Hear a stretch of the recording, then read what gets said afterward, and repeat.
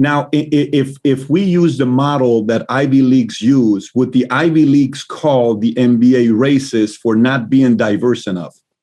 No, because the Ivy Leagues have a narrow definition of racism. In order for it to be racist, it has to be power plus privilege. And so they define power as white power. So if there's too many whites, it's racist. But if there are too many Black Americans, it's fine.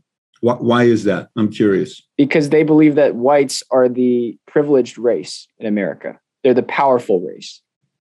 So it's only racist if it's the powerful who are oppressing the powerless. According to who they are the privileged race? Who according to critical race theorists, according to, critical race theory started at Harvard Law School in the 70s and 80s. Yeah. Can you tell us about the history of that? I mean, obviously, we've had the others on that have spoken about that, where this is kind of they're indoctrinating also in the military. I had the former Space Force commander who got fired from his position for talking about these things, but elaborate a little bit more when you say, CRT started in the 70s with Harvard. Well, in the 70s, Derek Bell, who's a Harvard law professor, was the first Black professor at Harvard. He created a department called Critical Legal Studies. The purpose of critical legal studies was to investigate the way that the way that race still plays a part in so-called colorblind law, is what he called it. So he's trying to sort of to show that our laws are still racist. That's what he was trying to do. And then he had a bunch of students who came in, Kimberly Crenshaw, Mary Matsuda, Roberto Unger. They developed a separate theory under him called critical race theory, which basically asserts that society in America has privileged races and oppressed races, and our laws today still privilege the privileged races.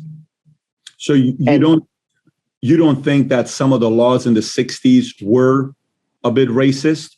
No. The laws in the 60s were definitely racist. But here's what a critical legal studies person would say. He would say the civil rights, for example, the Civil Rights Act of 1965 says the state will not discriminate on the basis of race, ethnicity, color, skin, national origin, anything like that. A critical legal studies person would look at that law and he would say that law is still racist because what that law